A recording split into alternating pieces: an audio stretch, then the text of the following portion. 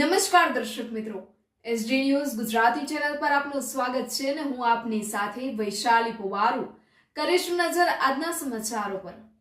ભરૂચથી ભરૂચ જિલ્લા ભાજપ દ્વારા બિહારી દિવસની ઉજવણીનો કાર્યક્રમ યોજાયો હતો, જેમાં બિહાર સરકારના મંત્રી જીવેશ મિશ્રા ઉપસ્થિત રહ્યા હતા।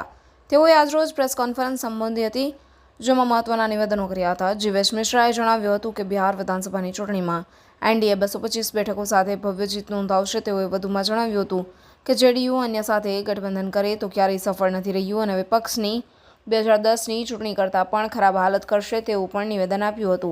આ તરફ વકફ કાયદા અંગે તેઓએ નિવેદન આપતા જણાવ્યું હતું કે વકફ કાયદાના કારણે મુસ્લિમોની એક વર્ગ ભારતીય જનતા પાર્ટી સાથે જોડાયો છે અને આ બિલ મુસ્લિમોના હિતમાં છે। Reporter Jayesh Prajapati, SD news Gujarati, Ankleshwar. मुझे प्रसन्नता है कि आज के इस प्रेस कॉन्फ्रेंस करने का अवसर मुझे मिला है। मैं बिहार से चल कर के और गुजरात की पावन धरती पर हमारा आगमन हुआ है। अंकलेश्वर की इस पवित्र धरती पर इंडस्ट्री का जो जननी है, इस ज़मीन पर, इस मिट्टी पर आने का अवसर मिला है और हमारे साथ हमारे पार्टी के वरिष्ठ नेता, भारतीय जनता पार्टी के यहाँ के वरिष्ठ नेता और बिहार के ही रहने वाले श्रीमान अशोक झा जी हैं, राजीव जी हैं, विनोद जैन जी हैं। हम सभी का, आप सभी छायाकार एवं पत्रकार बंधुगण के साथ साथ हम अपने इन सभी साथियों का अभिनंदन करते हैं। और अभी पूरे देश के अंदर देश के यशस्वी प्रधानमंत्री जी के नेतृत्व में एक भारत श्रेष्ठ भारत का एक मुहिम चल रहा है। जैसा कि आप सभी लोगों को मालूम है कि जब देश आज़ाद हुआ उस समय देश के सैकड़ों राजा और रियासतों को मिला करके गुजरात के ही बड़े नेता सरदार वल्लभ भाई पटेल जी ने पूरे देश को, संपूर्ण राष्ट्र को एक करने का काम किया था। और आज देश के यशस्वी प्रधानमंत्री आदरणीय नरेंद्र भाई मोदी जी के नेतृत्व में जो विकसित भारत का सपना देखा गया है, 2047 तक भारत विकसित भारत बनेगा, भारत विश्व गुरु बनेगा, इस संकल्प के साथ श्रेष्ठ भारत की कल्पना और श्रेष्ठ भारत के लिए संपूर्ण कार्य विधि को संपन्न करने का जो काम आदरणीय नरेंद्र भाई मोदी के नेतृत्व में चल रहा है, मैं अपने देश के यशस्वी प्रधानमंत्री जी को धन्यवाद देना चाहता हूं। और इसी क्रम में आज इस कर्मभूमि गुजरात में रहने वाले बिहार के भाइयों को का एक बड़ा कार्यक्रम कल आयोजित किया गया था। बिहार दिवस जो 22 मार्च को मनाया जाता है, अभी पूरे देश के अंदर बिहार के लोग जहाँ भी रह रहे हैं वहाँ बिहार दिवस को एक उत्सव के रूप में मना रहे हैं। और मुझे बड़ी प्रसन्नता है आपको सूचित करते हुए कि कल शाम को अंकलेश्वर के भी बिहार के साथियों ने अपने गुजराती भाइयों के साथ मिल करके, यहाँ के स्थानीय लोगों के साथ मिल करके बिहार दिवस को एक बड़े उत्सव के रूप में मनाया है। और इसी सिलसिले में हमारा भी कल आगमन हुआ। हम भी इस पुनीत समय में साक्षी यहाँ आकर के बने और जो देश के यशस्वी प्रधानमंत्री जी का सोच है एक भारत श्रेष्ठ भारत का, उसको साकार करने का कल अवसर प्राप्त हुआ।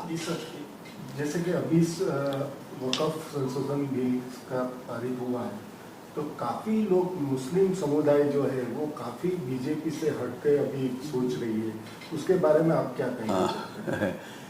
आप जरा इसको करेक्ट कर लीजिए। जो मेरी जानकारी है, जिस प्रदेश से मैं आता हूँ, वहाँ बड़ी संख्या में वक़्फ़ के लोग जो इस बिल के कारण, जो पसमानदा मुसलमान हैं, जो गरीब मुसलमान हैं, जिनके हितों की अनदेखी आज तक हुई, वो सब भारतीय जनता पार्टी के पक्ष में है। कई जगह तो उन्होंने जुलूस निकाला है, कई जगह तो समर्थन में उन्होंने कार्यक्रम किया है। देश की जो यशस्वी प्रधानमंत्री है जिनका नाम नरेंद्र भाई मोदी है, वो सबका साथ सबका विकास में विश्वास करते हैं।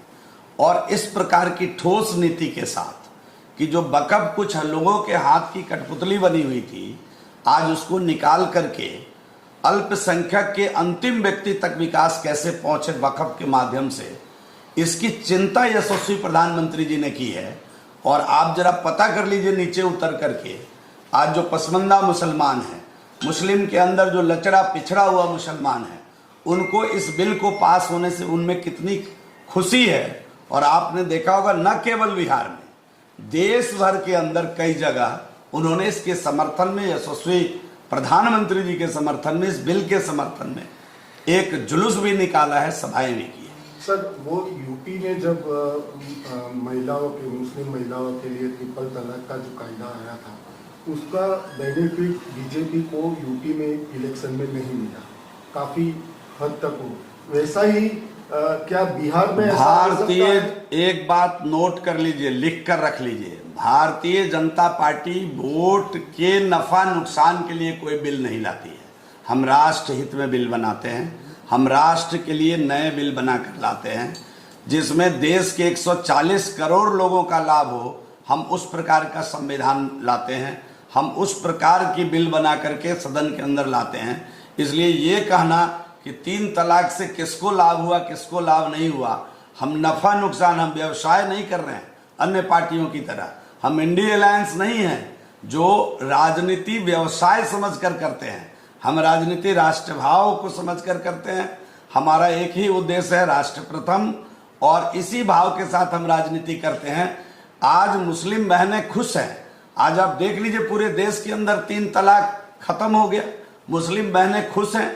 आप कभी उनके नीचे उतरकर उनका 1-to-1 इंटरव्यू करके तो देखिए कि उनमें कितनी प्रसन्नता है, कितना आशीर्वाद प्रधानमंत्री जी को दे रहे हैं। तो ये तो अद्भुत कार्य देश के अंदर हुआ है। कांग्रेस पार्टी और इंडिया अलायंस के लोग हिम्मत ही नहीं जुटा सकते इस प्रकार